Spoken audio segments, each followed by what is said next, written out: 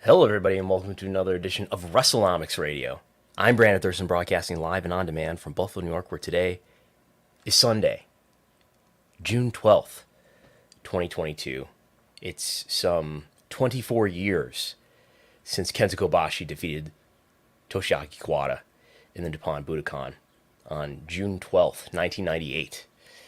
Just over a month after Kawada finally beat Misawa on May 1st, 1998 in the Tokyo Dome, ending another one of his short-lived Triple Crown title reigns.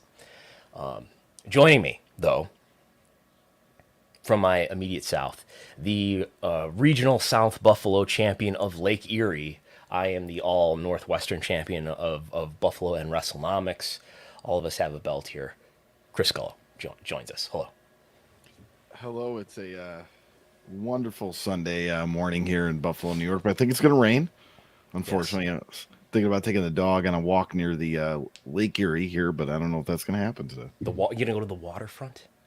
I live very close to the waterfront, like super close. So, yes. So, but yeah, we should have a fun show today. A fun topic that's been talked about before will be our kind of main topic, and that will WWE sell? Maybe that's really the answer. And we're going to kind of break that out. We'll go over some other news and notes from the week as well. But we are going to start off with that question. Yes. I had an article. Did you happen to read the article? Yes, I did read the article. Yes. Okay. Excellent. I'm doing my work, Brandon. Okay. People can send in questions. By the way, super chat. I always forget about that. Some questions. How can people do that? Well, right there, as you're watching on YouTube, you see there's a little $ button. You press that and then submit your amount with your question, which would be in a normal thing when you put the say something, and it will come up, and we'll show it on the screen here as we got the high technology here now at Wrestlenomics, and we'll answer your question. If it's related to what we're talking about that time, we'll answer in that period. If it's not, we'll get to it to the end. Yes. So, these are photos from Vince McMahon's Twitter. In fact, I realized that the other night. Pictures of Vince, Shane, and Stephanie. This looks like WrestleMania. Was this the COVID WrestleMania, maybe? I don't know. But WrestleMania of recent years, and then obviously of probably the early 90s in the lower left for people watching on YouTube. But we have some headlines for you to read here. Whenever you see Gullo, I forgot to tell you in our pre-show briefing, the blue outline for you will indicate that there are some things in the notes for you to read.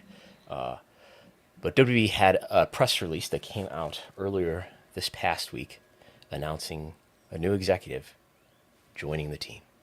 Yep, this was June 6th out of Stanford there. WWE today announced that Catherine Newman has been named Executive Vice President and Head of Marketing. Newman brings more than 2 decades of executive experience to WWE, including her most recent role as Chief Marketing Officer of the Manchester United Media.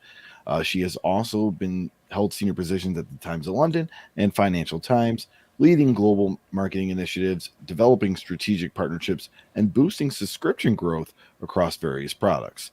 As part of WWE's senior leadership team, Newman's oversight will include marketing, brand, community relations, entertainment relations, creative services, and photography.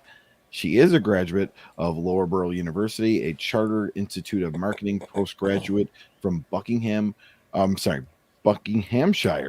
New University, and a fellow and mentor in the Marketing Academy, United Kingdom. Very interesting, as you know, with Stephanie taking a leave of absence, and then this hire is made. And I think the thing I really took from that is the word brand being involved with one of her responsibilities, as Stephanie was, or I guess still is, the chief branding officer. She's still on the board of directors. She's taking over many of Stephanie's duties, at least while Stephanie is out. I've been reassured Stephanie will be back. I don't know if she'll be back in the same role or not. We could speculate endlessly about that. But it's Catherine Newman from Manchester United. Do you have any context you can provide us with, Chris Gullo, about Manchester United? Is that the most well-known, famous football club? Yeah, that is. They are the world's most famous football club, English Premier League. To reference them, they're almost like the New York Yankees of soccer. People are fans of them all across, not just the United Kingdom, but all across the world. Do you watch Premier League? Once in a while. I don't keep up on it as much. It's I on mean, in the morning to us yeah. on like USA Network. Yeah. Yes. Yeah. USA Network Peacock has games too, I believe, and all that. I've watched I'm a Serie A guy. I still follow AC Milan once in a while, so I watch all that. But very familiar with DPL, and then of course the Champions League, which AC Milan and Man United have been in together before. So, and this is the relegation. So, do teams go from Serie A to the Premier League and vice versa? No. So Serie A is the top league in Italy. Okay. Yes. So. Okay. Yeah, it's a top league in Italy, just like La Liga, and the German league escapes me the name, but like they're the top leagues in that country. And then the Champions League takes not only the champions of those leagues, but top tier teams, and they all play in a pretty much like a best of Europe tournament almost. Well, anyway, obviously she comes from a sports background and from a very well known sports organization, so you can see why that it might be a match for her to come to WWE. Where do you stand lately on the notion, Chris Gullo, that WWE is going to sell? They're going to sell to Disney, to Comcast. As I told you when we first talked about this on the show, since I've joined, that I think it's a strong possibility. I understand the points that you made about Vince McMahon, and we heard in various podcasts like Nick Khan on Colin Cowherd that Vince is he's work. He doesn't take vacation. This is his life. Is WWE really his true love of his life? But I think it gets to a point where the decisions you're making are not just for, hey, I want to make my business great. It's, I want to make my business as lucrative and as marketable as possible. I mean, we've seen the market cap go up. We've seen budget cuts, cutting maybe some expenses that Nick Khan and others thought wasn't necessary. We've seen TV rights deals, historic TV rights deals, and more on the way, higher than what they're getting now, most likely. So I think, in my opinion, that this is a company that's trying to be as valuable as possible. So if they do want to pull the trigger on a sale, they can, and they will get a great, great value for it, but great compensation back. Well, yeah, I mean, I think anytime you're a publicly traded company, it's incumbent upon you have a fiduciary duty to drive value for your shareholders, which could explain why which would be sufficient to explain why there were budget cuts and layoffs to make the company more efficient, especially when you had new management coming in with Nick Khan as of the summer of 2020.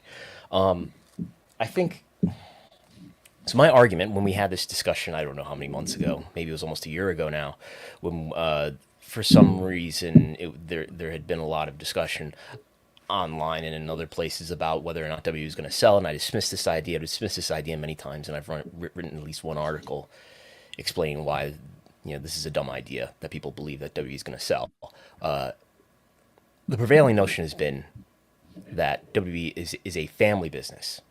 This is a company that, if you Google it, this company was founded in 1980 or something like that. But really, we all know that through various incarnations, this draws back to Vince J. McMahon. Don't call him Vince Sr. Don't call him Vince Jr. God damn it, Vince J. McMahon, Vince's dad, and then before him, Jess McMahon.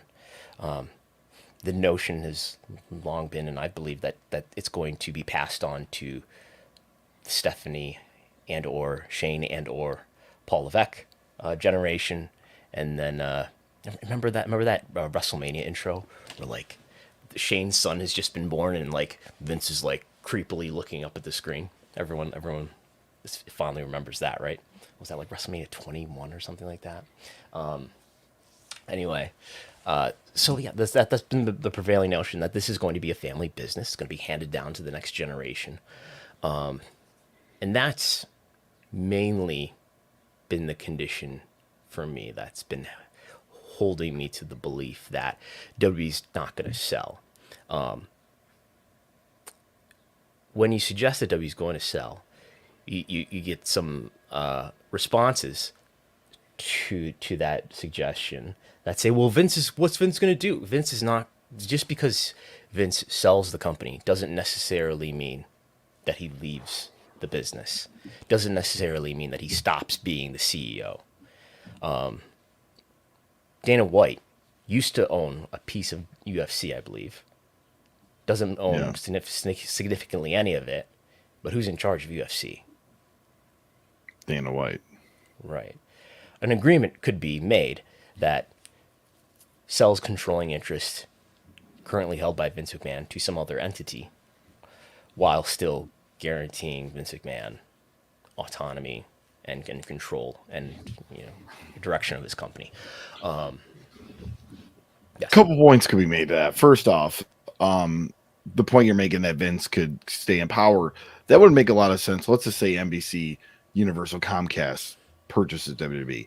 They just wouldn't want to just put one of their executives that knows nothing about sports entertainment in there. They'd want somebody with experience. I think we've speculated before too, if they were to sell, maybe Bruce Prichard would be in that executive role or CEO or whatever like that. But I think that maybe any corporate purchase like Disney or Comcast would probably learn from WCW's mistakes and maybe take a hands-off approach as far as putting in television people and media I people. I doubt that they're even, and I know I mentioned that at the end of the article, but like I doubt that they're like studying what happened with WCW or really taking that seriously. Like I think they, for one thing, it's 20 years ago, more than that, I guess. And then the revenues are different and the economy is different and it's a different organization. There's this, I don't know, almost arrogance about like, I think even looking into the wrestling business and studying the wrestling business, and we're not a wrestling business, we're a media business. And I think that's sort of pervasive throughout, not just WWE, but probably through their business partners too. And there's this sort of grander view that they look, and maybe rightly so, grander view that they look at WWE's business with, and not necessarily looking at it through the lens of an observer reader who's studied all these wrestling stories. And there may be some justification in that, especially like I said, considering WCW was not living in a world where live rights are what they are, and the licensing opportunities are what they are today. But let me be clear: I don't believe that WWE is ever going to exist in Vince McMahon's lifetime without him being the CEO. I think if WWE sells, which I think is a possibility, I don't know if it's a likelihood, but I'm more open to it because of what we're going to go through here about the various family members not seeming to be in a position to take over in succession. I don't think Vince is ever going to agree to anything but a Dana White like, I get control of this agreement, even though you get controlling interest. Because I don't think he's going to do anything else with his life. This is what he does. He runs his company, and he directs the people around him to support him in running the company. That's his life, and I don't think he's ever going to do anything else. Maybe if the XFL had worked out and there wasn't a pandemic, when there was a pandemic, maybe he would have some diversion, but that didn't work out, obviously. And I'm still getting notifications about the latest action in his lawsuit with Oliver Luck. So that didn't work out. So anyway, here's Catherine Newman taking over a lot of Stephanie's duties. And then we can look back to, was Shane going to take over the company? Shane's going to take over the company, right? Yep.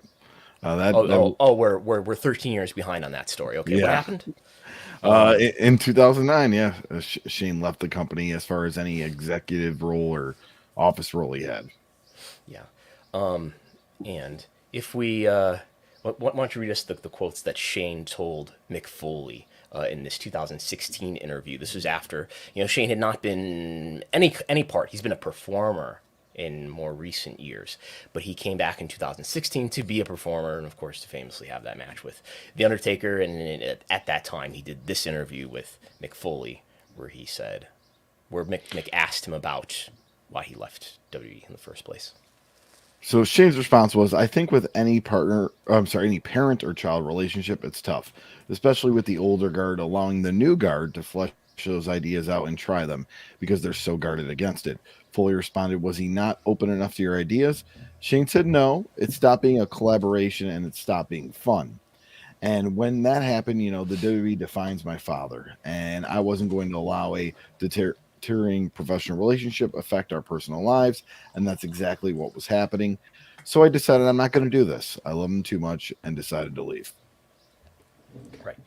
So I'm not prepared to get into the minutiae of perhaps what the particular disagreements were. We've heard through the years that maybe Shane wanted to do some MMA associated ideas, wanted to acquire maybe UFC or Pride or something like that. We've seen flashes of that, I would say, in Shane's return to some sort of creative role, whether it was Raw Underground. But Shane came back for a while and did, among other things, jump off the top of a Hell in a Cell to prove his love and loyalty to his father. And then this past Royal Rumble, it's reported that there's some sort of conflict with him participating in some sort of producer role. And he's on the outs with WWE now, at least there's some sort of disagreement with Vince. Maybe Vince sent him home. So not only has Shane fallen as an executive some 13 years ago, in whatever role he may have been regrowing in the company, that seems to have been reset also this year. And then we had last year, Paul Levesque, of course, had his cardiac issue. The Business Insider referred to it as a heart attack. I don't know if he's called it a heart attack. I'm not a doctor to tell you what's the difference between a heart attack and a cardiac event. But Paul Levesque clearly had some serious heart condition in September 2021. And that took him out of any role in the company for a number of months. He's back working now on a lighter schedule. And I think not just that, he's got some health issues, but the NXT and AEW Dynamite Wednesday Night War didn't work out in his favor. AEW Dynamite won the ratings competition. NXT did not turn into a valuable media rights company. We did a long show about the fall of Triple H around the turn of the year, which I think was one of our better shows. NXT moves to Tuesday. The new colorful NXT logo, I was told by someone that there was no warning. They got sent that logo one day, and Triple H, no one knew that was coming. So NXT was totally rehauled. NXT 2.0 lives in some form on Tuesday nights now. And who takes if Paul Levesque absorbs less political power in Vince's world, which is what it is, who occupies that vacuum? And I might argue, I might speculate, I should say, that, if Shane was falling from favor, and maybe there was a vacuum left there for Shane. Of course, Stephanie was working in a corporate role from very early on, right? She was working in creative. She had an executive vice president role. By 2013, she's chief brand officer. In the early 2000s, Triple H is winding down his schedule as a full-time wrestler and becoming more of a corporate executive. Around the time that Shane has just left, again, in the very end of 2009, Triple H, I believe, he begins to have a corporate role, an official corporate role in 2011, and then that grows to the point where he's an executive vice president as well in the early 2010s. So sort of, it coincides, if nothing else. The exit of Shane coincides with the beginning of rise of power of Stephanie and Paul. Now, and at the very end of, in 2021, if Paul Levesque is losing power, who is that an opportunity for? Well, we have this here. I mean, you did put that Cody picture. I don't know if Cody can rise to power that quickly, but We have John Laurinaitis, Bruce Prichard, Kevin Dunn. Yes. Do you listen to the Bruce Prichard and who else do we have here? That's Kevin Dunn, John Laurinaitis, Bruce Prichard, Cody Rhodes. Right. Do you listen to the Bruce Prichard podcasts? Do they still Not exist? Yes, not as much as I used to, but yeah, it's new episodes are very fair and few between with Bruce Prichard's schedule. Okay.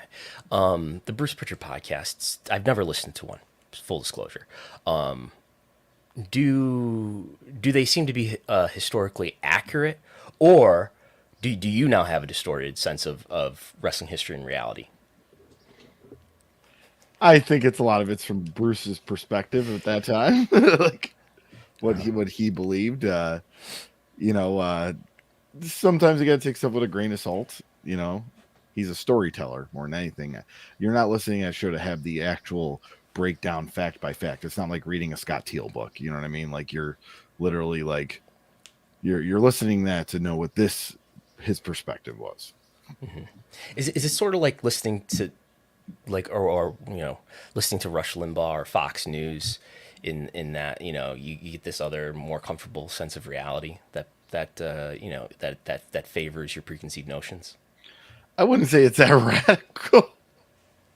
I don't know. I like history, and I think history comes with a lot of perspectives. What I always took from the Prichard show was to know some of these stories. Oh, who the WWE might have been interested in at that time of the Royal Rumble '94 bringing in, and why they went with this way and stuff. And I know that this might not be all fact. Like you got to take it with a grain of salt. You're there to be entertained, right? It's storytelling. Well, stories change over time, so for entertainment purposes only, just like WrestleMania attendance. I mean. Yes, like I think that's how you got to take a lot of these podcasts. That what separates us, and we still give our opinions and perspective, but what separates us is you're showing all these charts of data that you're actually scraping from sources and all that. Where a lot of podcasts are just, hey, here's my opinion on WWE Raw, or oh, here's what I remember about WrestleMania 7, And to be fair, Bruce has a firsthand perspective. He's a witness to history, whereas a lot of people who have written, spoken publicly about WF history were not there firsthand, or even the talent who's involved may not have been as closely involved in the creative decision making process as he was. So he's certainly in a position to know things. Do podcasts like that have a responsibility to be accurate, or is it just it's entertainment? Just it's no more responsible for being an accurate representation of history and reality than a fictional television show or any fictional piece of creative work would be. I mean, it all depends. I mean, you're hearing about an individual or a wrestling event from someone's perspective and experience. It's not like, hey, we are telling the true story of WrestleMania 3 and every little fact and detail. Like, I don't think they present them in that. And I think Conrad Thompson has always, with his podcast, I think always kind of explained that he will host podcasts for guys that literally have different opinions and experience of what happened there. I mean, Jim Ross's experience of what happened when Bischoff came in, and Bischoff's experience when he came into power in WCW with Jim Ross are almost completely different. Like, I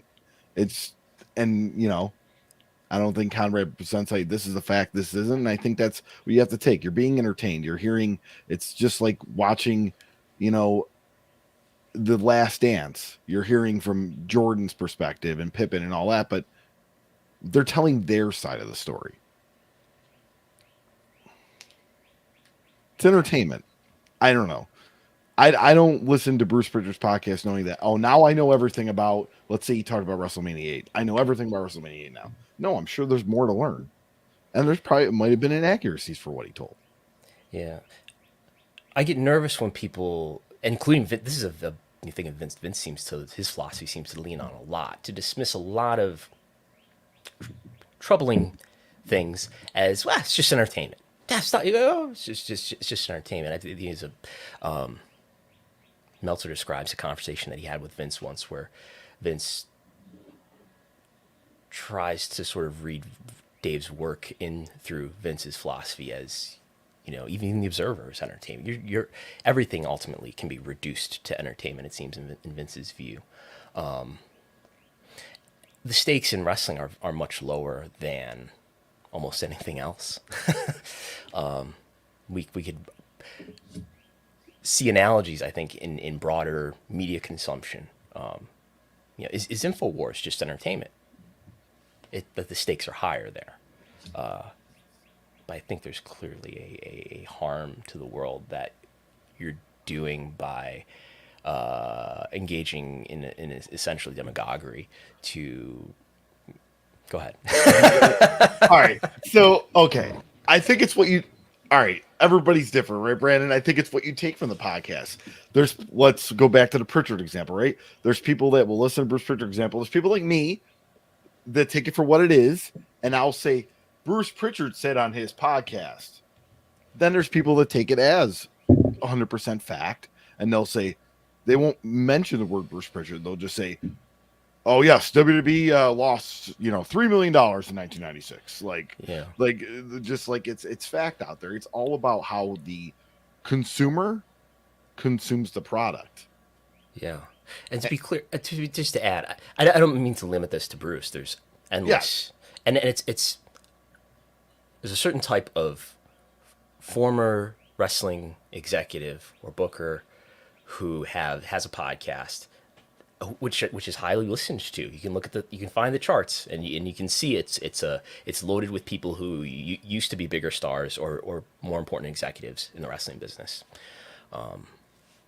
Who are, I think, shaping a lot of the way that people view the wrestling business and shaping a lot of the preconceived notions that people today bring to whether or not they're going to engage in a certain wrestling product or how they're going to think about it.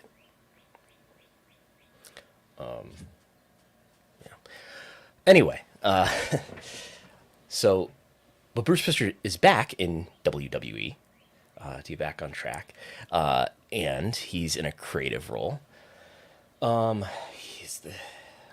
was a time even when Eric Bischoff was brought back momentarily, along with Paul Heyman, to be executive director of Raw and SmackDown, respectively. I think Heyman was obviously with Raw, we remember, and Bischoff with SmackDown. Bischoff's run seems to have been pretty short-lived. I don't know that Heyman's was much longer. And then Bruce Prichard was brought back to take over both of those roles, along with Christine Lebrano, who has a similar role in WWE. So, Bruce Prichard is obviously somebody who was with WWE going back to, the early 90s, maybe late 80s? Prichard started in 87, late 87. 87, okay. Then he was out for the somewhere around 92 or so, right? But he comes back. For about a year, yep. Okay. So, but he was fired in 2008 by... Stephanie McMahon. He confirms that, because I've Googled that, and you can find the clip of him telling that story where he confirms that it was Stephanie that relieved him of his duties. So maybe Stephanie and Bruce, maybe not best friends, maybe political rivals. Maybe Kevin Dunn, also in that camp. Maybe John Laurinaitis. John Laurinaitis back to becoming an executive in talent relations, as somebody who was an executive in talent relations who was not in that role for, I know he was still working some sort of office role, but he was not in as powerful a role in the somewhere in the 2010s, right? But he was more famously, giving people their future endeavors in the early 2010s and mid 2000s. And I could see, this is not information on my part, but I could see Cody, part of the reason why maybe Cody thought it was a good idea to go to WWE would be that, maybe there's some sort of leadership role that he can eventually occupy. For entertainment purposes, I have an image on the screen of Cody wrecking the Triple H throne at an AEW event a few years ago, entertainment purposes only. So we know the Kevin Dunn. I know that there's been. I think Dave has said it at some point, and I tend to believe it, that the day, this was several years ago, when it appeared to be inevitable that Stephanie and Paul Levesque were going to eventually occupy a lot of the duties that Vince currently holds, right? And the day that would happen, they would get rid of Kevin Dunn, or they would it's probably quite expensive to fire Kevin Dunn, but maybe they would reduce his power. Last year, when WWE was doing a lot of employee downsizing and cutting a lot of employees, the Advanced Media Group in WWE, which was led by Executive Vice President J.R. Donlin, his department was consolidated under Kevin Dunn's television department into one, with Kevin Dunn winning out. He is now the leader of that department, and J.R. Donlin is no longer with WWE. Despite the fact that J.R. Donlin appeared to be a promising executive, including he was recognized by Sports Business Journal for being one of the top 40 sports executives under 40. Nonetheless, Kevin Dunn wins, as he always does. You can say a lot about Roman Reigns and how long he's held those titles, the greatest WWE champion of all time. I might argue, though, and I don't know if you would agree with this, Gullo, but I might argue that Kevin Dunn is the longest reigning champion in WWE history, with all due respect to Bruno. Well, we just talked about Bruce Prichard, right? Well, Prichard had times in the company he wasn't with the company. Kevin Dunn was never not with that company since, what, 86? No, his dad saved those tapes from the burning car, and he's been set for life. Yeah, but he's never had a stint where he went away for a while or took he has literally been there for years. Yeah. So, let's see here where we want to go from here. So NBC Universal. So I guess what we're getting at here is all of Vince's old comfort blankets are back in power. He has surrounded himself with a lot of the people who seemed to be pushed out of the way, perhaps by Stephanie and Paul. Stephanie and Paul seem to have reduced their influence in the last year or so. As we've not mentioned here, but I think everybody listening probably knows, Stephanie announced on May 19th that she's taking a leave of absence from WWE. She'll be back, she says. But so if WWE is no longer going to be handed down to another generation of McMahons, I think it is possible that WWE would be sold to a major media company. The one that makes the most sense by far is Comcast, which is the parent company of NBC Universal. NBC Universal is deeply invested in WWE content. They have Raw. They have WWE content on Peacock. They have NXT on Tuesday nights on the USA Network, and they have Ms. and Mrs., which is back as of this past week on the USA Network for a third season. So NBC Universal, definitely more so than Fox, and more so than any business partner, even the Kingdom of Saudi Arabia, is NBC Universal is deeply invested in WWE content. If we look at the history of WWE TV rights fees through the years, what we have on the screen here are the three most recent terms of U.S. live TV rights fees for Raw and SmackDown. And we can go back to the term. This is a 5-year term. I guess these are all 4 or 5 year terms. So from 2009 to 2014, you could have gotten Raw and SmackDown, and NBC Universal got both Raw and SmackDown for $77 million per year, average annual value, $77 million. The following term, just after the network launched, and by Vince's own admission, the launch of the network negatively impacted negotiations for these TV rights. 1.7x increase from $77 million up to $131 million average annual value. So not quite doubling. This is the famous moment where he's promised Brad Safalo from PA Research, the analyst on the earnings call, you can put me in a hammerlock if we don't at least double, or I don't know, say triple, or then double or triple their TV rights fees. So Vince McMahon still owes Brad Safalo a hammerlock. As of Brad's comment on one of my LinkedIn posts, he has not yet collected on that hammerlock. So that's unfortunate to hear. And then 2019, really this negotiation was done in 2018.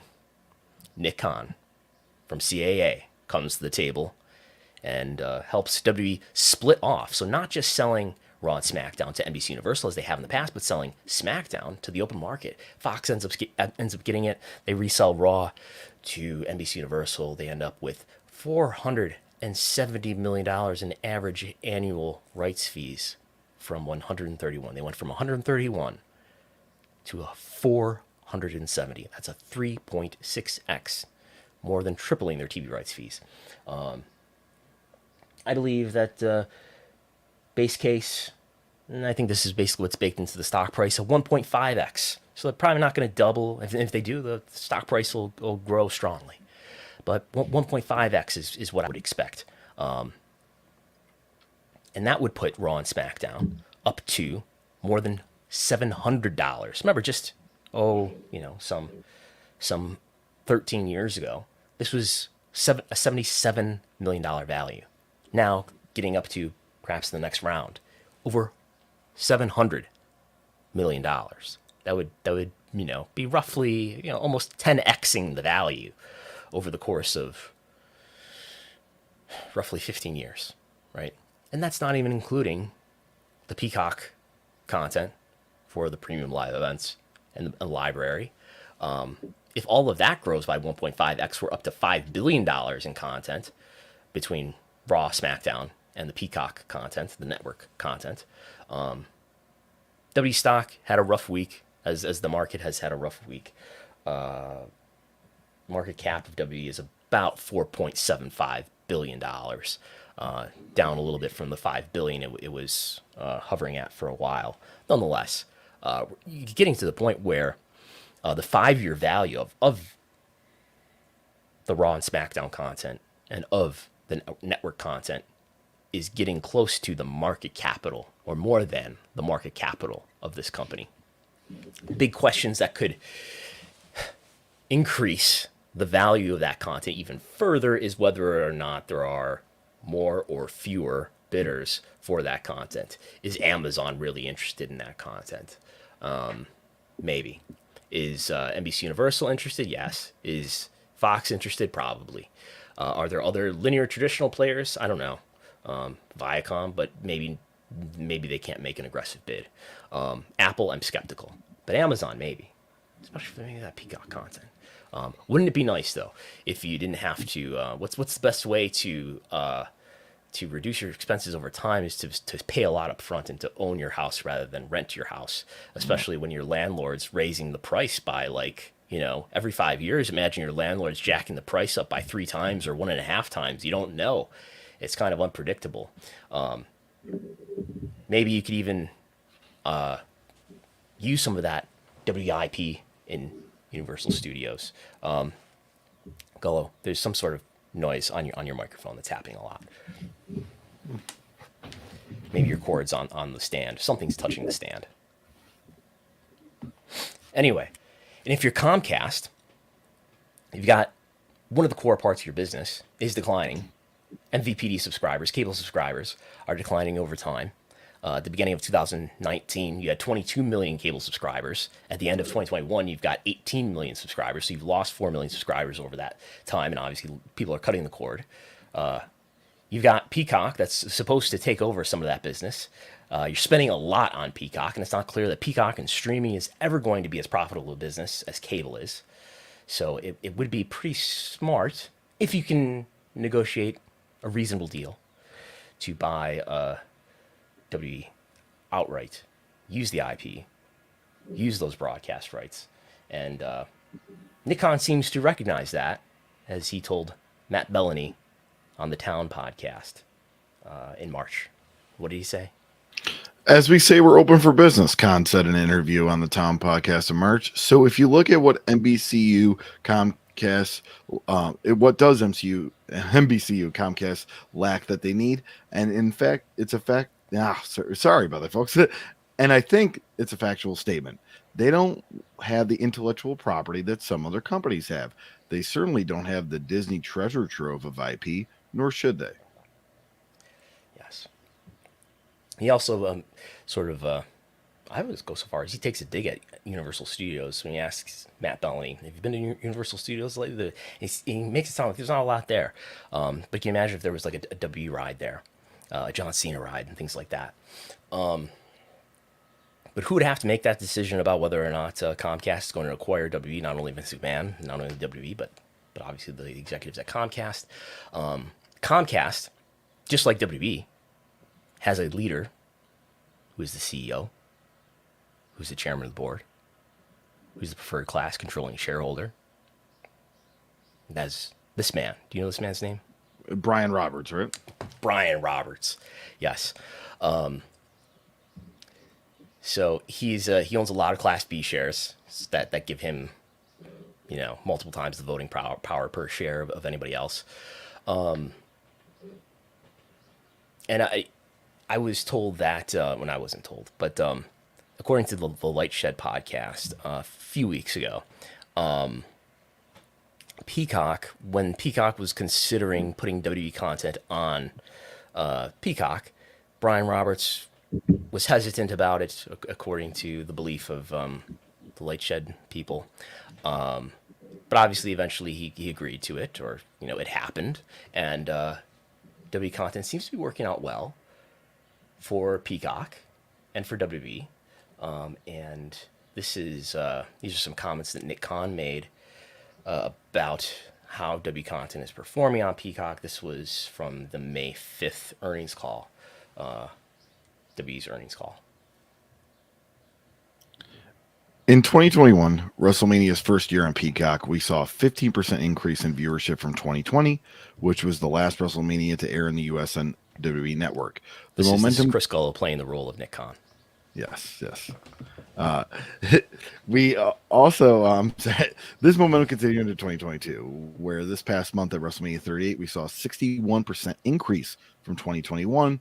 We also doubled WWE viewership in total on Peacock over the past WrestleMania weekend compared to the year prior.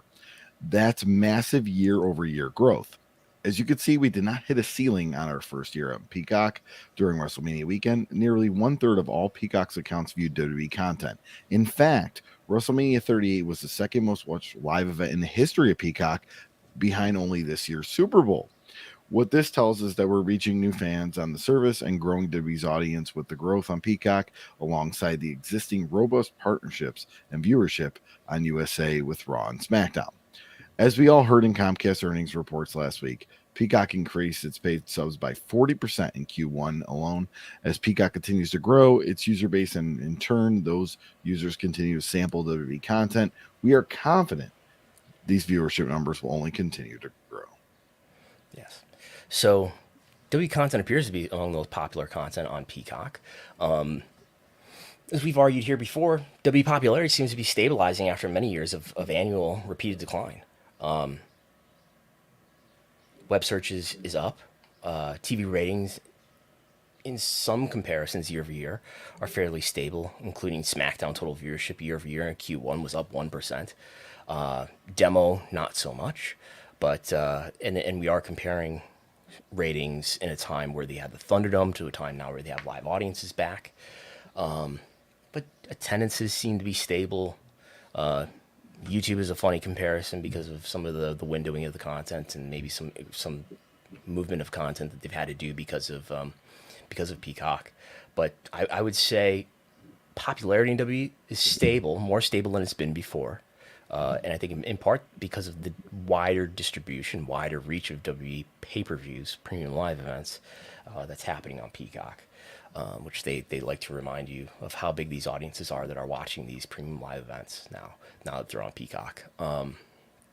So, yeah, I think there's a possibility if Comcast wants to own a wrestling company, which is, I think, the big question. There's a possibility that Vince could get and Vince would want a Dana White-like agreement that guarantees him leadership of the company. You can see why a parent would be open to that idea. They don't necessarily think that they can understand a wrestling company and lead it right off the bat. They want to entrust in Vince. Vince has so much credibility with these people for unfounded reasons, in my view, but they would they would trust Vince because Vince has had this 30-year track record of running this company with so much success that Vince, by God, must know exactly what he's doing. He must be a great leader. And then, to be fair to Vince, to make his case, Vince has made a lot of good corporate strategy decisions in terms of making a big decision to turn away from the strategy that Barrios and Wilson were leading in up to early 2020 and to hire Nick Khan and to help WB in a better position to monetize its content than ever.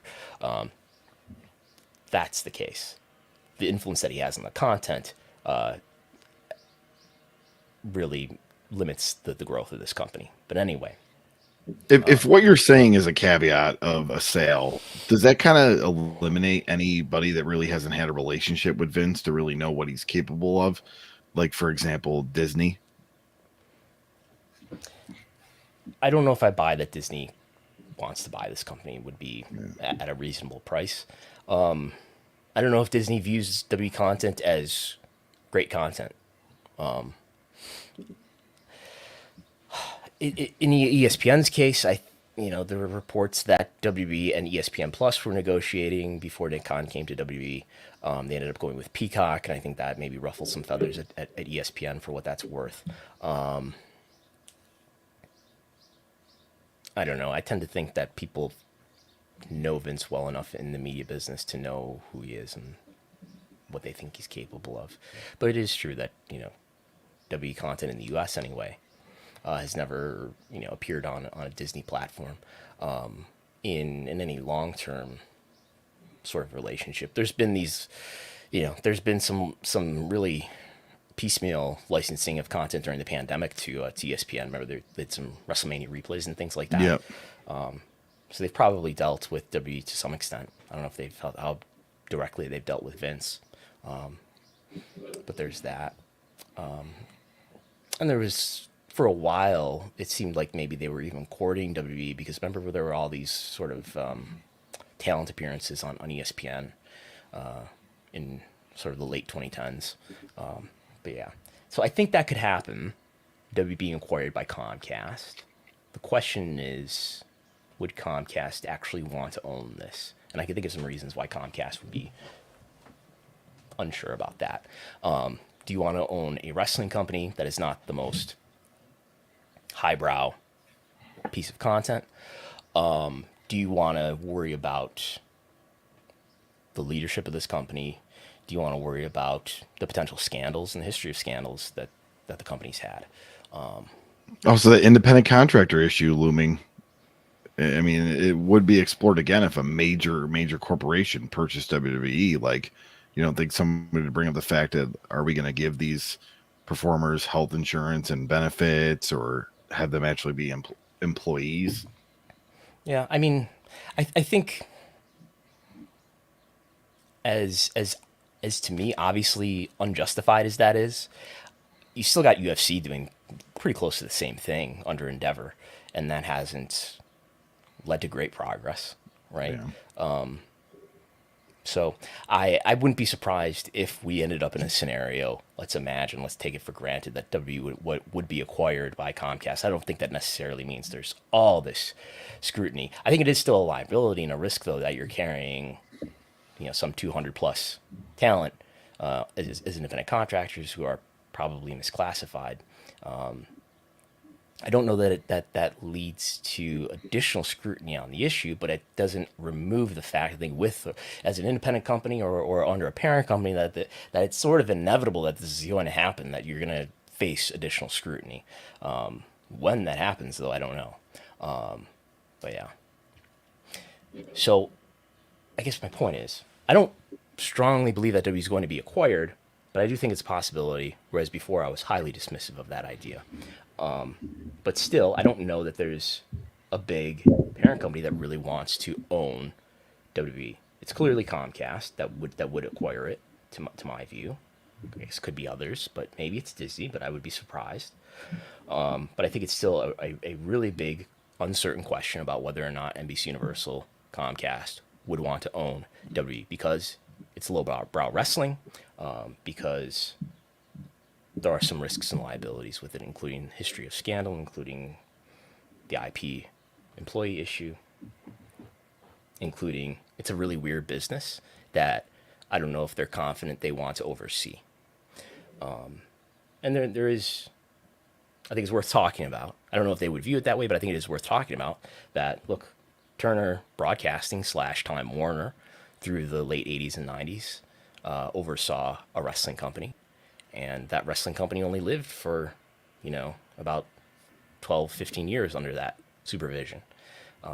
Different world, different economy, no super high live rights fees like there are today. Maybe even with that dysfunction, WCW would still be alive today if those were the economics that they had to deal with. So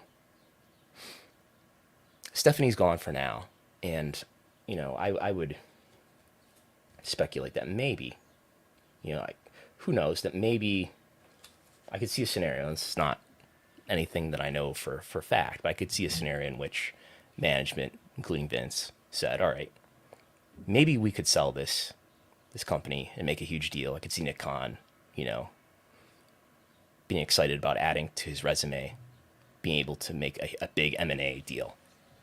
Wouldn't that be great? And Vince deciding, well, maybe it's the best thing. Think about those comments that he made to Pat McAfee. Whether it's with a family member or without a family member, you want to do what's best for the business, and making a big deal is the best thing for the business in his view.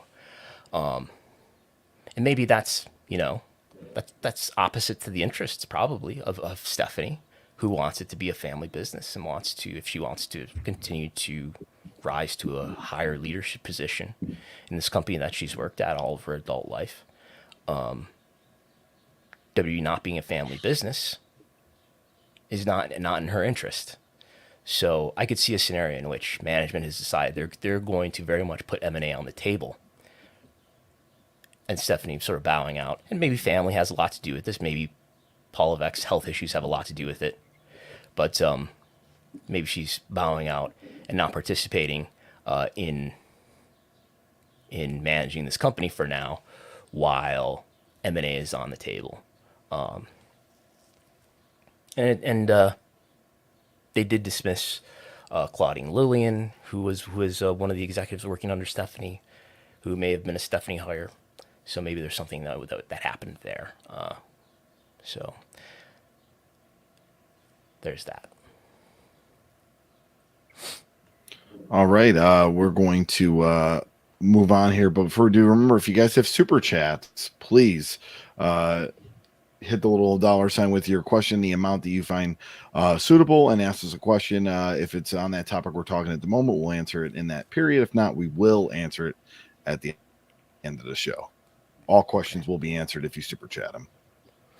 Okay. AW pay-per-view buys. Did you watch the AW pay-per-view Double or Nothing 2022? I actually did not. This is probably the first I haven't watched in a while. Yeah. Wow. I think you're a fake AW fan, Gullo. I'm a wrestling fan of the pageantry and entertainment and all that. I bet you missed Double or Nothing, but I bet you didn't miss an episode of Bruce Prichard podcast, right? As I said, I haven't regularly listened to the Bruce Prichard podcast in a long time. Anyway, was this Reuters or was it an AP article? There's a Wire Service article this past week that came out mentioning, it has quotes from Tony Khan, so maybe they got this from Tony Khan. 155,000 pay-per-view buys is an early estimate. I'm told this is a good estimate. 155,000 buys for Double or Nothing 2022. Revolution did about 165,000. I understand those buys haven't even been finalized yet. That's from March 6th, 2022. 165 for Revolution. So Double or Nothing appears to have come in below Revolution. I bought the pay-per-view twice. Still working on getting a refund there for my $100 pay-per-view purchase with the issues from Bleacher Report. But the total revenue that this event generated would end up being the second highest grossing. Now we're going to talk about grossing, which is an ambiguous term, but the second highest grossing pay-per-view, just short of course, All Out, which is the leader for pay-per-view buys. This event, according to Tony Khan, did a $1.1 million gate. So if we average that, so what I did was I took paid attendance. My estimate for paid attendance is basically knocking off either 5 or 10% off of the WrestleTix number. We end up with over 12,000 paid in that estimate scenario. If we divide that by $1.1 million, we get an average ticket price of $88. Assume $15 per head for merchandise.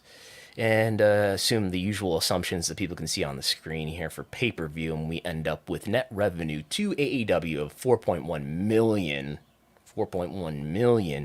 total gross 7.6 million, a lot of that taken up by pay-per-view carriers. So that would put it at 4.1 million based on my prior estimates of prior AEW pay-per-views. Again, that's number 2 behind the 4.5 million. 4.5 million for All Out 2021. 155,000 buys does put Double or Nothing 2022 over Double or Nothing 2021, which is consistent with what Tony said at the media scrum.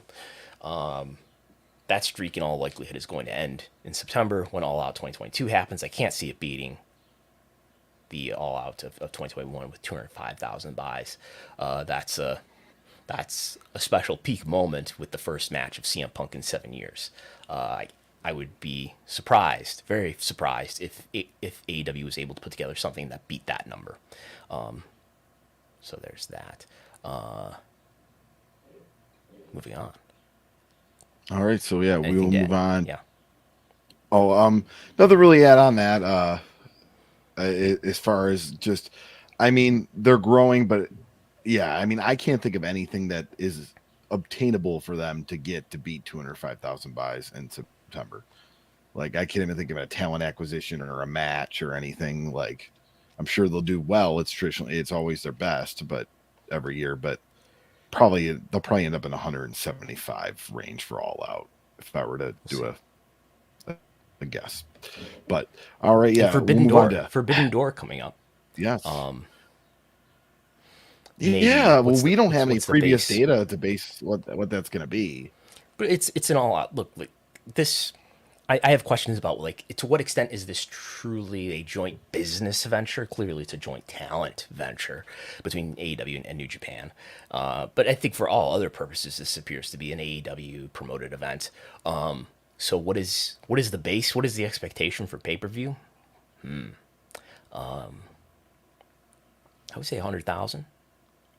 Yeah, it can't go less than 100, but I'm hoping, I'm sure they're hoping, that they're going to get like at least 130.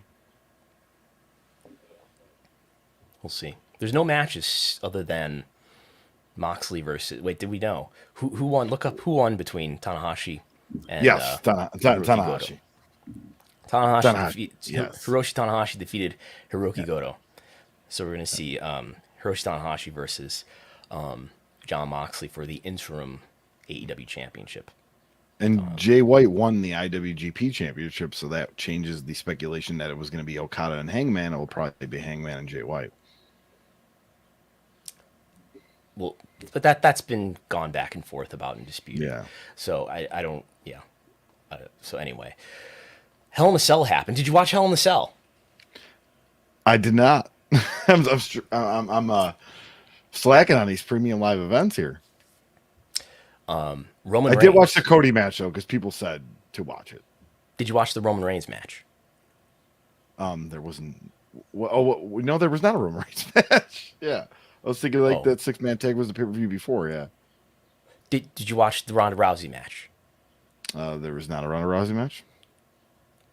Oh, they're on the post. They were on the poster.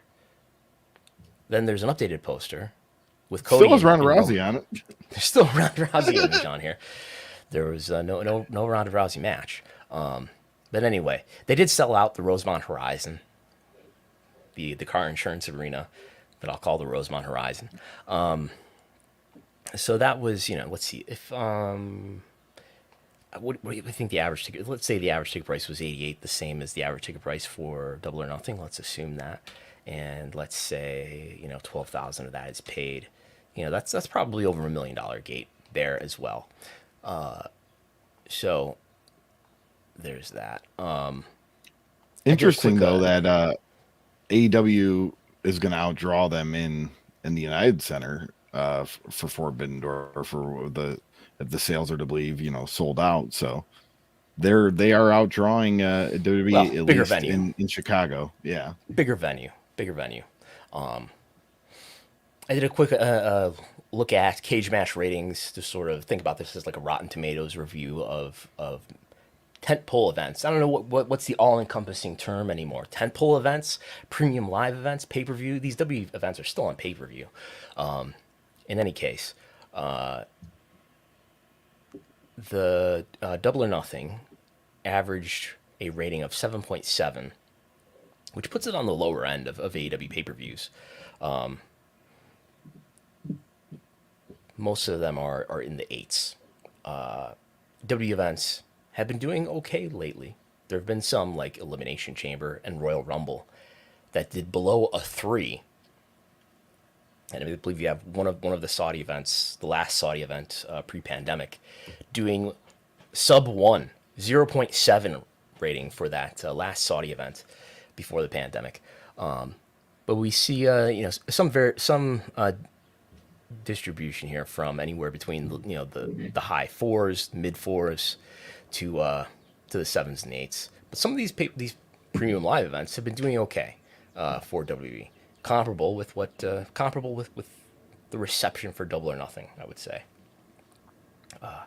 So in terms of the quality of the content, some of these WWE events, according to the cage match inmates, on the level of some of the AEW events. So it sort of challenges to some degree. I mean, certainly the AEW events are, for the most part, across these 3 years that we're looking at, for the most part, the AEW events are more highly rated than the W events. And certainly the W events are more numerous. They're doing an event almost every month. AEW is doing an event only quarterly.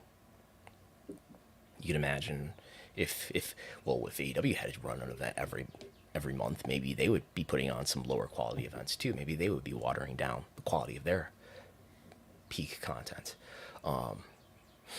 But it somewhat challenges a notion that maybe I overpresent that AEW is far superior content than WWE, at least in these sort of these peak events.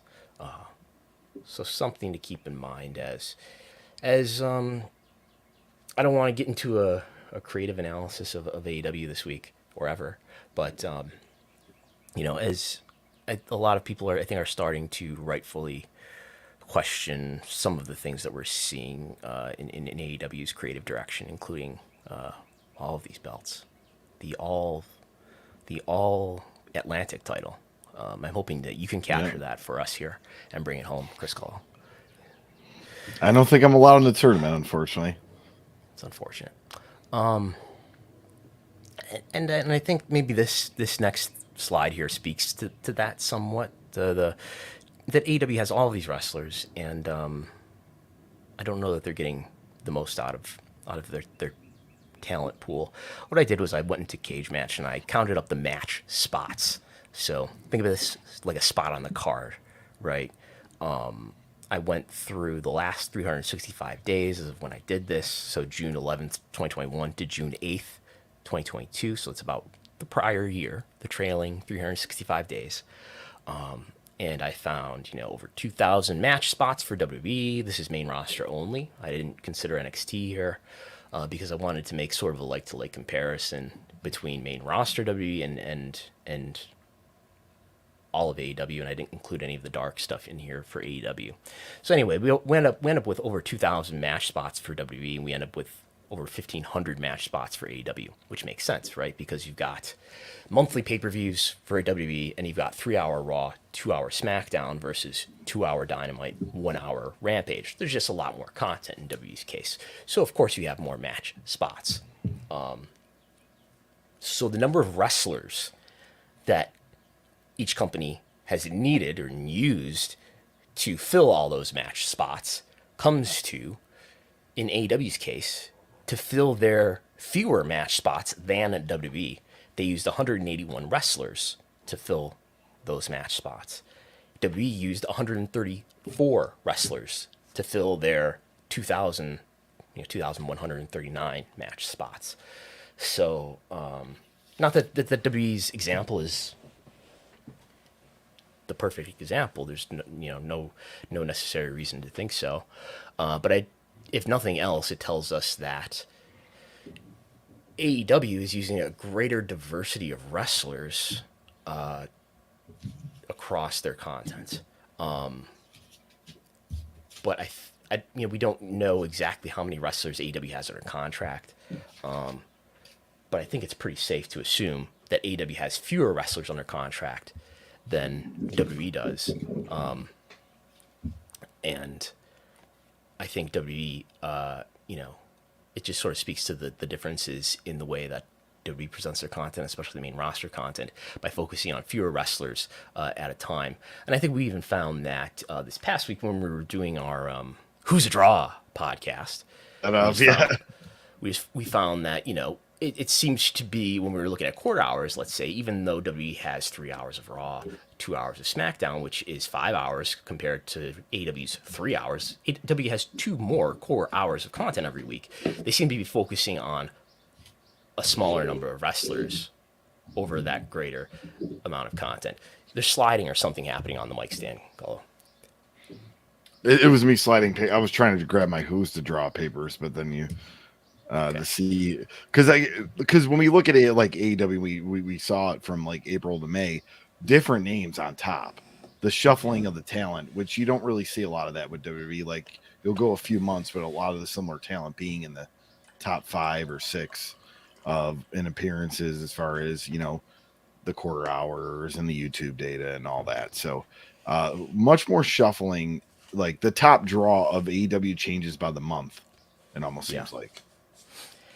And what about this? Even though, yes, AEW is using more wrestlers per spot, they're what is this? Matches per wrestler for AEW over the last year. They got 8.4 matches per wrestler to WWE's 16 matches per wrestler. That's about twice as much, right? But WWE has used 138 men to WWE's 89 men. But still, AEW has only used 43 women to WWE's 45 women. So even though WWE's using so many more wrestlers, that they're using more wrestlers than WWE is, despite having less content to cover, they're still using fewer women. Which I'll let you unpack that one, Gullo. I mean... WWE, well, to be fair, WWE is probably has put an emphasis on women's wrestling and being a big part of the show before AEW was even created. The women's revolution and all that, and they are a fixture of the show. When WWE puts out their top draws, they mention names like they mention Roman Reigns and now Cody Rhodes, but they mention Charlotte, Becky Lynch, Ronda Rousey. At one point, Sasha Banks, Ronda Rousey. Bianca Belair. Yeah, they would mention those names, and AEW, I think, obviously, Tony is trying to grow a women's division, but other than Britt Baker, is anybody else really put on a pedestal with the top tier male talent when it comes to promotional vehicles? Jade Cargill. Yes, over the time, yes. I will say this.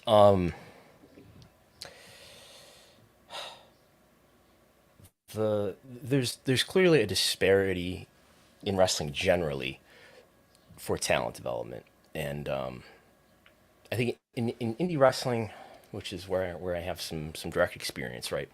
I don't want to get into an intergender wrestling discussion here, but I will say this, that in indie wrestling, where there is intergender wrestling, I think that's a good thing for independent wrestling and for wrestlers, and particularly for female wrestlers. I don't know that all female wrestlers would agree with that, but I think it's good because it allows women who are wrestlers to get experience from a greater variety of wrestlers and to learn and to become better wrestlers rather than to be limited to only wrestling women. Going back to like Fabulous Moolah, and even up to as present as the not that distant future of WWE where women were told to wrestle in a more limited way, and that they had to wrestle a certain way, and they couldn't do too much because that's not how women wrestle. So I don't think women have always had the same opportunity to develop as wrestlers, and probably still don't. So because of things like that, there's been less efficient development of female talent in wrestling in the U.S. generally, I would say. Japan seems to be different because Japan has had this sort of longer history, and you could say a segregated history of women's wrestling, but definitely a longer history, and that it's not been as limited by the sort of the Moolah effect. They've had their own dojos and their own sort of separate evolution of an in-ring style, going back to probably whenever All Japan Women started, which is before I think even All Japan or New Japan. But that's happening, but I think also you can raise legitimate criticism against AEW for passing up, at least early on recruiting of women that you could argue that maybe they should have signed, that they had the opportunity to sign. I think AEW's women's wrestling division has improved in the last year or two, so it's gotten better, but it's still clearly well behind what WWE's women's talent roster is. And I think that's probably reflective of, you say a lot of things about Vince McMahon in terms of how he's thought of and treated women on the roster over the years. But, WWE seems far more invested in promoting women wrestlers than I think Tony has over the last 3 years. Not that WWE doesn't still have their problems with how they present women and the degree to which they're choosing who to push. But anyway, there's more of the same information. So, Clash at the Castle on September 3rd, 2022 in Cardiff. That is at a stadium. Wouldn't be surprised if we came to find out. I wonder if this is the case. Is this an event that WWE is going to directly benefit from the ticket sales of, or is this going to be an event like, think about the Australia event that they ran in Melbourne back in 2018, right? I wonder if this is a bot show in terms of they're getting sort of paid up front for it. Maybe that's something that we'll learn in future earnings reports, because that Melbourne show ended up in the other line of revenue rather than in the international ticket sales revenue. So maybe that's something we'll be able to confirm or discredit. That was the earnings. Superstar Showdown, right, or something like that. I believe they called that Super Showdown. A name that they use also for a Saudi Arabia event, yeah. Right. So that's something that we would see. So September 3rd is within Q3. So that's something we would not see until like Halloween time. So we'll see what happens there. Wouldn't be surprised to find out. The New York Times had a report this past week. New executive, new friend of David Zaslav in the house. Yeah, this is from June 9th here. Warner Brothers Discovery, the media giant created by the fusion of the owners of HBO and 90 Day Fiancé, said Thursday that it had picked an executive to manage its billions of dollars of sports rights, one of the cornerstones of the company. The company now has the rights to games from the National Basketball Association to the National Hockey League. The executive, Luis Silberwasser, I hope I'm pronouncing that correctly, will be responsible for ushering the company's sports programming, which includes Inside the NBA, the NCAA March Madness men's basketball tournament, and playoff baseball, further into the streaming era.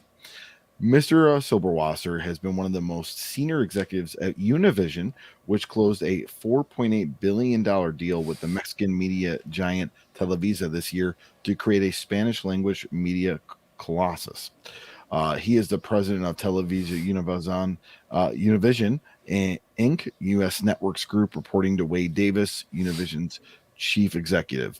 One prominent example is the NBA. The Warner Brothers Discovery pays an average of about $1.2 billion per year for rights to show NBA games nationally, part of a 9-year agreement signed in 2014. That agreement is up after the 24-25 season, and the NBA is expecting its fee to sharply increase during the next round of negotiations, given the league's rising global popularity, a person familiar with the agreement said. There's little doubt that Warner Brothers Discovery will have to pay more to continue showing the NBA, which is a top draw for its cable channel, TNT, and sports website Bleacher Report. The NFL nearly doubled its media revenue from the rights agreement signed last year, and the NHL, the Southeastern Conference, and other sports leagues have seen huge increases in recently completed deals. Mr. Silberwasser will be responsible for managing Warner Brothers Discovery, U.S. sports portfolio, and setting the company's global sports strategy. The company's international sports portfolio, including the Olympics, will be managed by Andrew Grego, the president and managing director of WBD Sports Europe. Lenny Daniels, the president of Turner Sports, and Patrick Crum, the president of Regional Sports Networks, will report to Mr. Silberwasser. Yes. So I believe this is someone who worked with David Zaslav at, he was formerly with Discovery. So someone who could have a lot of influence on AEW's next TV negotiation. Interesting to note too here. The NBA is expecting its fee to sharply increase during the next round of negotiations, given the league's rising global popularity. A person familiar with the agreement said. Now, NBA is the number 2 sports property in all of U.S. television, so not that surprising that those further up on that chain are going to continue to benefit. But some reassurance, at least, that sports rights continue to grow in value, and the NBA is expecting an increase. So there's that. Not much to add to that, other than here's some of the new players here, and we know that Brett Weitz is out of managing TBS, TNT, and True TV, and here's somebody who's going to oversee at least the NBA agreement. He'll have a lot to say about the NHL and things like that, and maybe AEW. So here are 3 titles. I did put this slide in before WWE announced that Roman Reigns is going to defend the title against Riddle on Friday on SmackDown. I was going to say that the most valuable U.S. titles are on inactive wrestlers, in the form of CM Punk and Roman Reigns. Did you know that the cover letter for the annual report 2021 came out this week? Did you know that, Chris? I did not know that. But you sent me the slides, and I didn't really know about a lot of these. It's very interesting. I feel like we talked about this last year, but it might be. So we can go through. It's a big deal to be on the cover of the video game. Sure, it's a big deal to be WWE Intercontinental Champion and U.S. Champion, I guess. But here's like it's like being on the cover of Sports Illustrated or Time Magazine or something. But seriously, I think this does tell you something about who are the talent that they really value. Just like we talked about how these sort of counterintuitive representations of valued talent in terms of who was at the upfronts, right? Who's at the upfronts this year for WWE? Roman Reigns, Charlotte, Miz, Bianca Belair. Who's on the cover of this report? To be clear, we had the annual report in February, I think. But then some months later, after the annual shareholders meeting happens, which is in like April, they put out, and it might be released to shareholders at that time, but it ends up on the corporate website some months later. Anyway, I noticed it for the first time, so I don't know if this got put up this week or what, because I've been checking, and I hadn't seen it up to this point. But anyway, here are talent that they feel are important enough to show to their shareholders. And we can just quickly run through the history of this, going back to 2004, where you got Jericho, Cena, and Rey Mysterio on the cover in 2004. Triple H in 2005. And then in 2006, everyone's favorite mayor and defender of the Second Amendment, Kane Jacobs. And then Rey Mysterio in 2000, was this 6? No, 7. 2007, it's Rey Mysterio. Jeff Hardy in 2008. Getting this year right? I think so. And then in 2009, strength in numbers. Not even WWE is immune to the puns. I should probably put this in a notebook or something for puns for WrestleMania, Wrestlenomics headlines.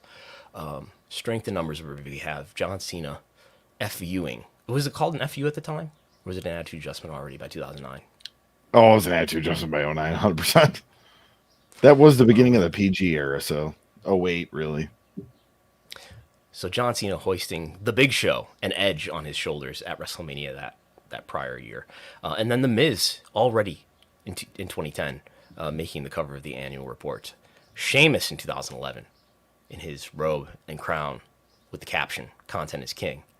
And then John Cena in 2012, his first Rock year, with his Never Give Up Susan G. Komen attire. And then no wrestlers on the cover of the 2013 image, but there is a second page with Rock and Cena at WrestleMania. And then in 2014, the first year of the network, again, no wrestlers, just the belt, which is now a logo. And then it's not until the third page where we see Roman Reigns holding an iPhone with the W Network image on it. The New Day in 2015. Oh dear. And then Charlotte in 2016. Asuka in 2017. A slew of wrestlers in 2018, including Roman Reigns at the front, Ronda Rousey, Becky Lynch, Braun Strowman, Alexa Bliss, Bobby Lashley, Seth Rollins, Charlotte, Naomi, Asuka, and Rey Mysterio. Roman Reigns again in 2019. In 2020, Charlotte Flair. And then this year, for the first time, Becky Lynch. So only a few who have been on here more than once, right? Which would be Charlotte, Roman Reigns, John Cena, I would say. But Becky Lynch making the cover in our letter to shareholders.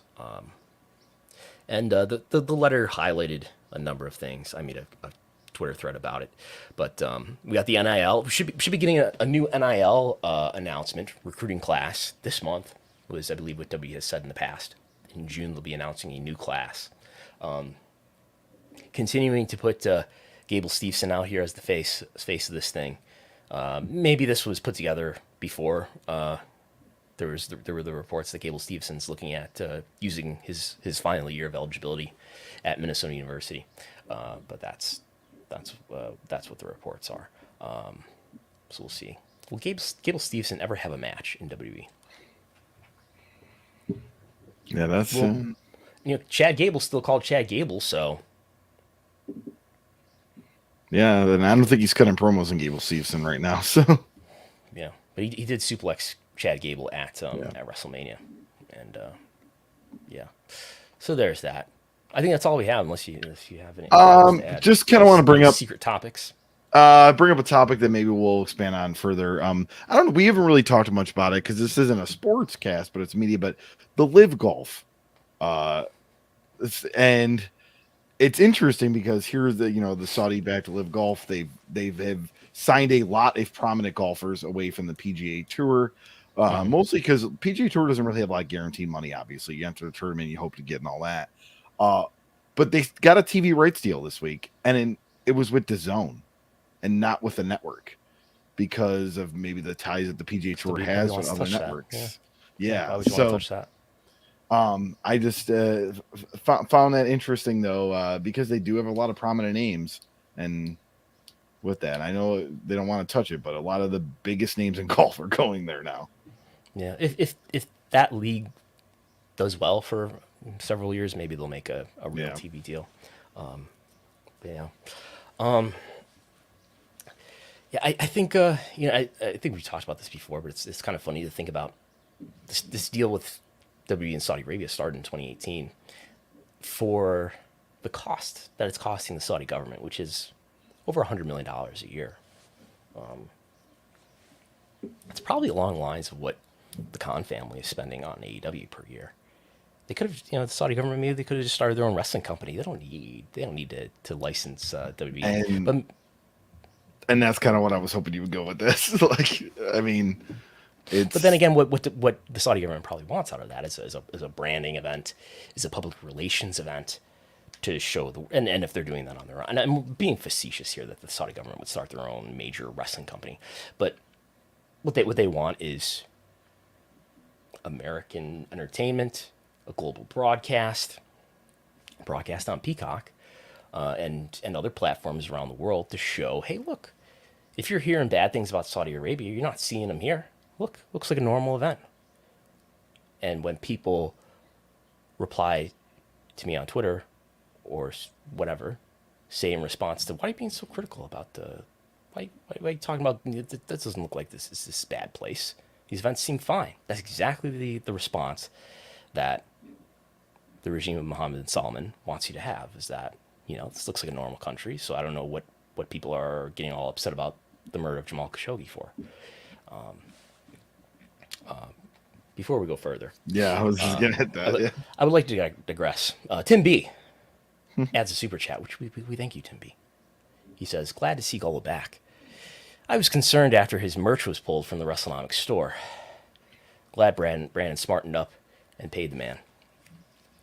Well, as Vince McMahon said in 2011, purportedly, to one CM Punk, you got me over a barrel here. And, he basically Jeff Jarretted me with the Intercontinental title and held me up at the beginning of the show, actually. We were getting ready to go, and he's like, I'm not going on the air unless you pay up. So basically extorted me, and I had no choice. Hey, it's just business. It's nothing personal. Mm-hmm. It's what's best for business. Yeah, whether it's with a family member or without a family member. So. But, yeah, I think that's kind of all I have for this week as far as stories, wherever that kind of wanted to touch on. And Okay. Where's our slides? There they are. Thumbs up, like, share, and subscribe on YouTube or on your podcast app. Thanks to everybody for listening and supporting Wrestlenomics. We did a Who's a Draw podcast this past Wednesday, so that is out for subscribers now. Can I confirm that you're going to join me again this week to do the company popularity update? Yeah, let's do it. What company's a draw? Well, we're going to monitor sort of things along the lines of what we talked about earlier in terms of the stabilization of WWE's popularity and sort of look at, all right, the month of May has ended. So we have data from Google Trends, from TV ratings, from ticket sales, and look at what's now in ticket sales. We're getting close to having year-over-year comparisons. We will in July, and certainly by August, we will have year-over-year comparisons that are meaningful, or getting towards meaningful. I know there'll be a pent-up demand month in July 2021 to compare against, but in TV ratings, and in ticket sales, and in Google Web Search, and in YouTube data, we will have some year-over-year comparisons to look at companies, not just WWE and AEW, but other companies as well. New Japan, Impact, perhaps other companies. Those will be slides that I make on Tuesday. We're going to do that on Wednesday. What do you think? Yeah, we'll do it Wednesday. Okay. We'll run head-to-head with Dynamite again. A little bit. We only bleed into the first segment. Yeah. But anyway, that'll be... I don't know if maybe we'll release this first one public, like we did for Who's a Draw, but the audio will be available afterwards for subscribers only, and the YouTube. The video will of course be out there afterwards. You don't have to watch it live. So that's all. Subscribe on Patreon for that if you want to at patreon.com/Wrestlenomics. You also get access to the Wrestlenomics viewership spreadsheet and my daily TV ratings updates. A few exciting things on this front. We had our newest episode, Rediscovering News, come out last week. Part 4 of Burt Prentice, and it's going to be 5 parts. Very interesting individual, but we discuss how he was able to basically have a developmental deal with WWE and WCW at the same time. He was, or around like the same time period, using talent for both promotions, and then his kind of role in the beginning of TNA and how that affected him as a wrestling promoter and much more. It's a lot of good fun tidbits, get a lot of good feedback. So if you want to know about Burt Prentice, it was one of the most interesting individuals to promote independent wrestling. We go into full detail with that. That's RTI Pod on Instagram and Twitter, and Rediscovering Indies on Facebook. Myself, Chris Gullo, Twitter, Instagram, Facebook, and you can actually see me this Saturday night for Empire State Wrestling, June 18th. If you're in the Western New York area, it's going to be at the Frontier Fire Hall, and that's 6 p.m. bell time. We got Kevin Blackwood versus Jay Freddy in the main event. So, yes, and I think I am producing that show. yeah. We have some last minute. Oh, wow. Last minute. First of all, we have a super sticker from Joseph Carino. Thank you for that, the $5 super sticker. And then we have One Easy Attack from Chris Ely, who has an article, by the way, up on Wrestlenomics.com about sort of these power plays that talent is making between their companies, both in the form of MJF and AEW and the duo of Sasha Banks and Naomi in WWE. You can read that right now for free. Anybody can on Wrestlenomics.com. But Chris asks, are AEW ratings on an upward trajectory in 2022 or not? So I'll try to answer that quickly. If I look at AEW ratings and look at, let's see, what's the best way to think about this? I guess in year to date, the demo is probably on a slightly negative slope.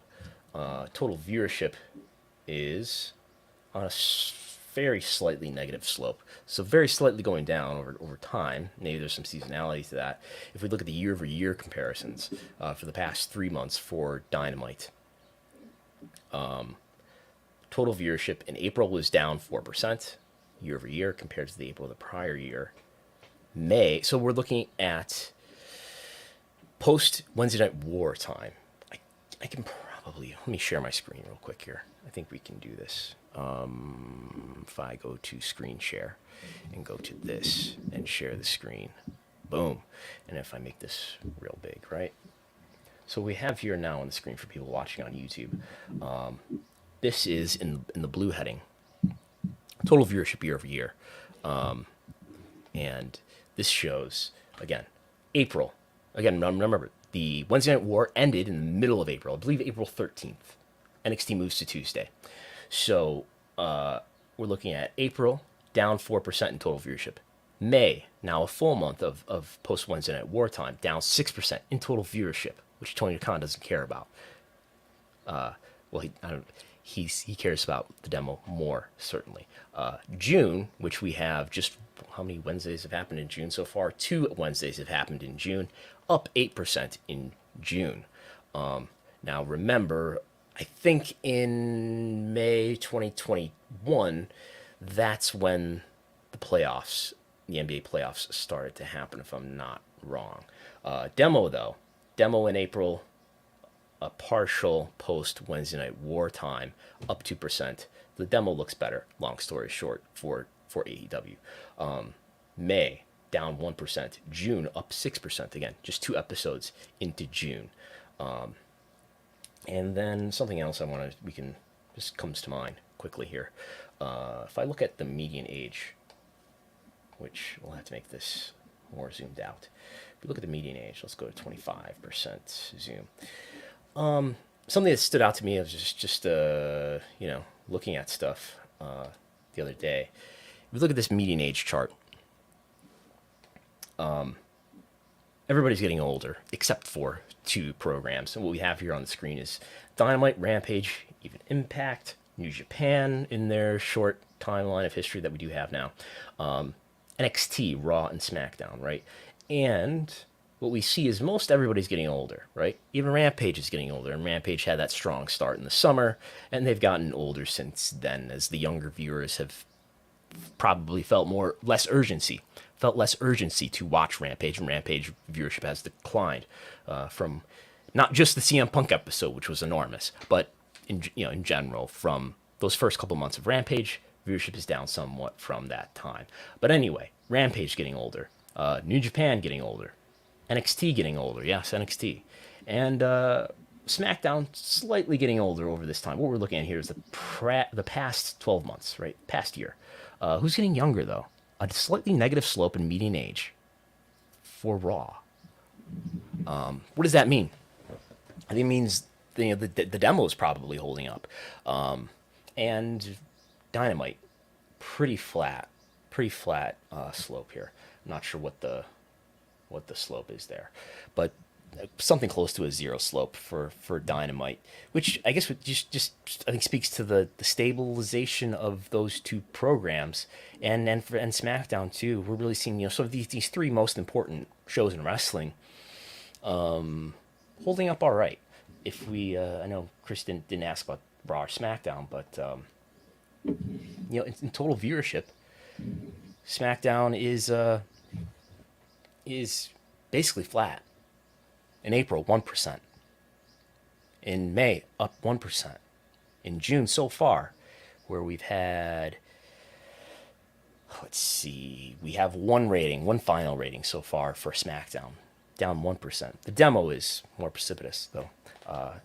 And I don't know. Raw doesn't look as favorable here either. But there's that. And we're looking at in that chart more than just the last 3 months here. We're looking at the last 12 months, and that's including basically all of the post return to touring time. So I guess a narrative that I would apply to this is that since the return to touring, there's been a benefit to Raw, to SmackDown, and to AEW. And the AEW timing also coincides with the addition of CM Punk, the addition of Bryan Danielson, perhaps the addition of other talent as well, including Adam Cole. So there's that. Anything else to add here? No, I mean, it kind of showed it with the data and all that as far as the AEW ratings. But yeah, I think that we'll do it this week unless we get another last minute super chat. Yeah. We've been seeing too, just I don't know, let's tangent to this. This non-news cable originals daily top 50 that I follow here, where May, which included a lot of really strong NBA ratings, I guess is probably the biggest thing contributing to that, where it was up 6% in May, up 3% in total viewership in April, and we're seeing so far in June a much deeper decline, which is more along the lines of what this has usually been in the last year or so. Chris Ely is having a conversation with us through super chats. Chris Ely says, "Would it be better for Warner's to move AEW to another channel on its regular time during the playoffs, like True TV, or is changing the time and day on the same channel more viable?" We did see during the Olympics, right? Raw and NXT moved to Sci-Fi. I think I would guess that the calculus happening there is we don't want to train people to go look at a different channel, especially a different channel that's going to have lesser reach and lesser profile. There was one instance, right, where before Rampage debuted, one of the Dynamite preemptions was going to be on True TV, and I think it did end up on True TV. I think in a simulcast, maybe one of the 10 p.m. airings of Dynamite in the original maybe NBA playoffs preemptions. But I think their calculus is keep it on that channel, so at least they're not having to. I don't know. I guess you could put it on True TV at 10. But maybe the notion is that you're avoiding the playoff competition that you're going against that way too.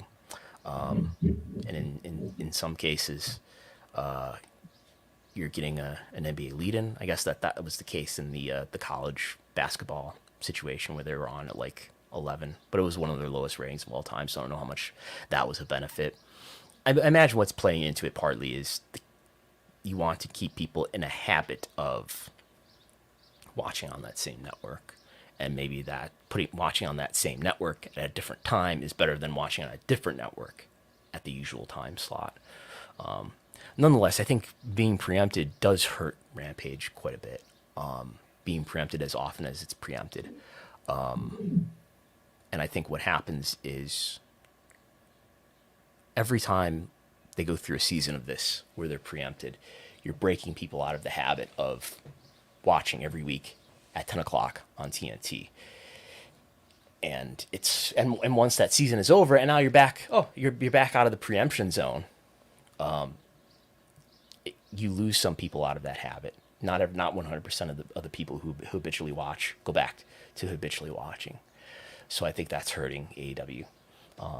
God, they love their TV partners, but that is hurting them. And I think this is one of the reasons why I think there's a good argument for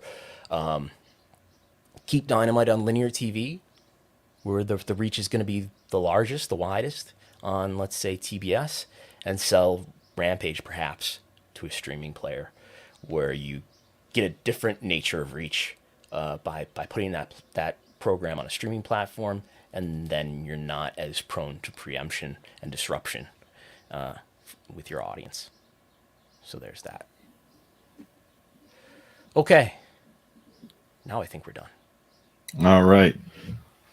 See how that will wrap up another chock full news week here of Wrestlenomics. Yeah.